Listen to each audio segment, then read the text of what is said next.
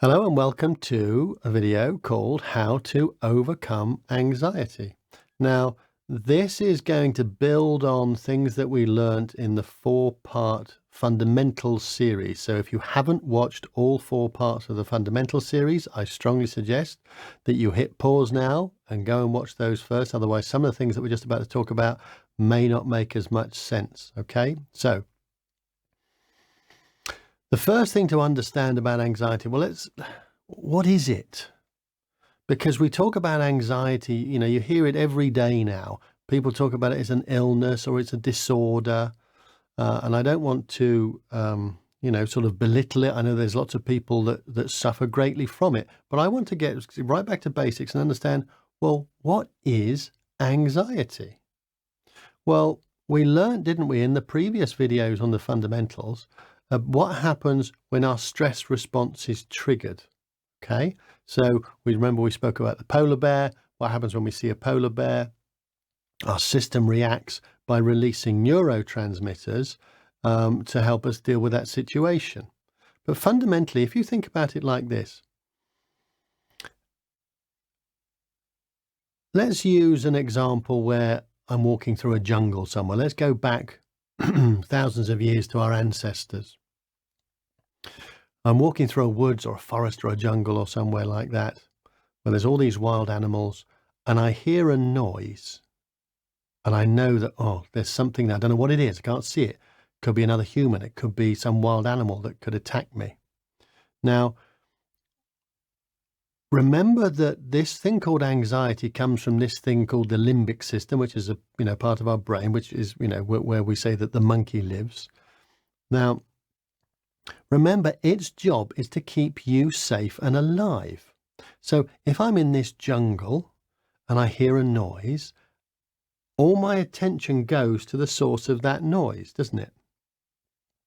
Now, what do I assume? Do I assume if there's the noise in the bushes that it's a nice, fluffy bunny rabbit, or do I assume it's going to be some wild animal that can kill me? You're going to assume it's something that can kill you, aren't you? That, remember, is because the default setting of the brain is to look at the worst case scenario. So what then is what we now call anxiety?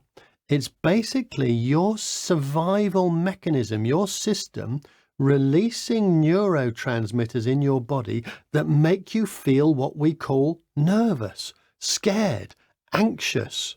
And what it's saying is, get away from this life-threatening, potentially life-threatening situation. Okay? That's what it is. So if you look at it in that perspective, it isn't therefore an illness, is it? It isn't a disorder. If we go right back to our ancestors, it is a survival mechanism. So used correctly, what it's saying is, get away from this situation, because if I was in that situation and I turned away and ran and then got somewhere to safety, that would all die down, wouldn't it? So I'd no longer be feeling anxious because I'm away from the source of the potential threat. Does that make sense? So that is what anxiety is. It's just your survival mechanisms telling you that what it sees in front of it, what's going on in your outside world, is a potential threat. Now remember, what we said about the monkey though before is that it doesn't differentiate. So if it sees a polar bear, it reacts with these neurotransmitters to help you survive that potentially life-threatening encounter. But it doesn't tell the difference between a polar bear attack and an exam or an interview. Yes?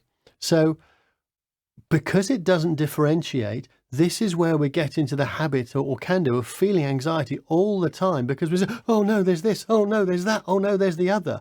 And this is where people then talk about it as becoming a disorder or an illness, because we're doing it all the time. And so people then, might get in really suffer badly through it.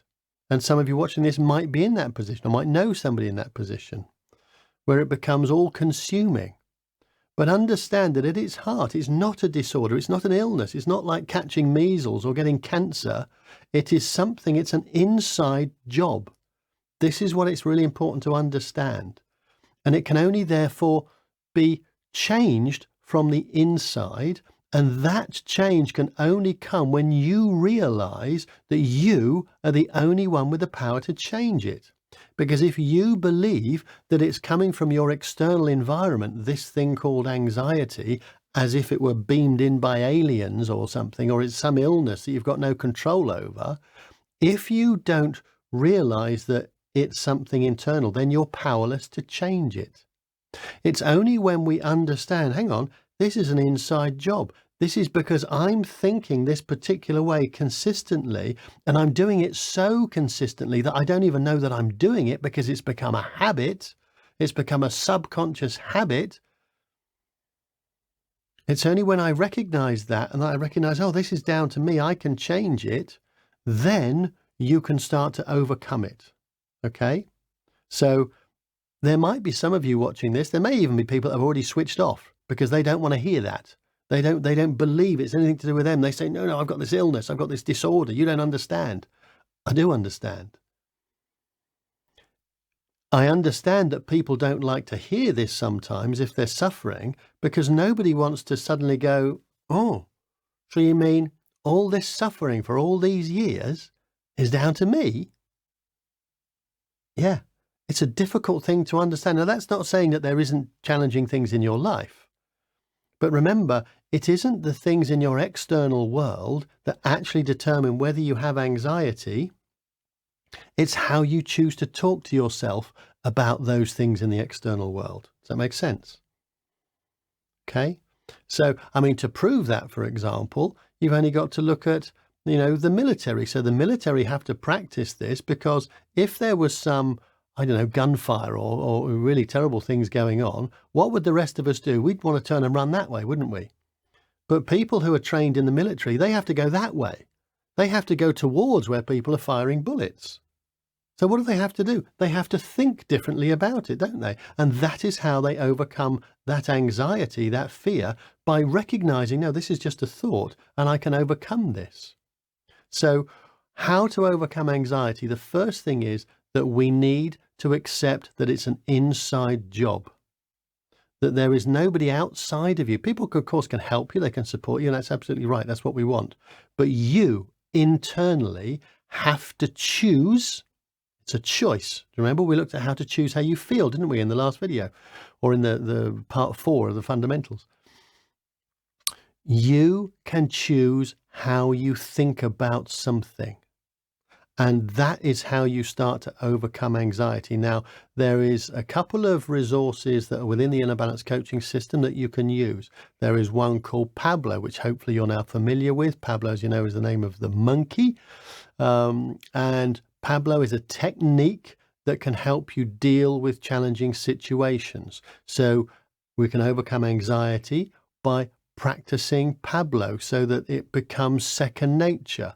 So any technique that you learn at the beginning is a bit clunky. It takes a bit of work, okay? But I promise you, if you practice Pablo consistently every day, just on small things, and a reminder, so we pause, we accept, we breathe, we look, we choose, is there something I can do or nothing I can do? And then we own how we feel. So that's Pablo. So if you don't know that, go and get stuck into it. Listen to it. So I explained to you in a recording how to use it. There's then a meditation track you can use with that. Practice that. Use that. If you use that technique consistently and start on small things, don't start on something massive, start on small things, that becomes second nature then with practice. That will help you to calm down and start to think differently. That will help you to start overcoming anxiety. There's another technique called reframe. Go in and use reframe. This can change, this targets how we think about specific events or situations or people in our lives. So you can pick things that you feel anxiety over. So it might be going to work or, whatever it might be, going to school or whatever it is that you're doing, some event, situation or person that you're consistently feeling anxious about. That will teach you how to target, instead of feeling consistently the way that you feel, it will teach you to target the way that you want to feel. So again, that will help you to overcome anxiety. And with all of these things, there's practicing the breathing. Okay, so breathing really deeply Even just doing that now, taking some long, deep breaths in through your nose. Just do that a few times and you'll start to calm your mind and your body down. So that is how we start to overcome anxiety, okay? But you have got to do something differently, okay? The famous Albert Einstein, he defined insanity as people doing the same things over and over and over again and expecting different results. If you're suffering from anxiety, it will not change until you start to change how you think and some of the actions that you start to take, okay? So it's simple. I know it's not necessarily easy, because simple and easy are different things, because you're in a habit. You're in this subconscious habit of doing things in a particular way. It's got momentum. So that's why you need to pull all these resources together that you've got in the Inner Balance coaching system and start using them. And I promise you, you can overcome anxiety. So please go and use all these other techniques, and I hope you enjoy them. And if you do, then you'll start to feel better and you will overcome anxiety probably much quicker than you think.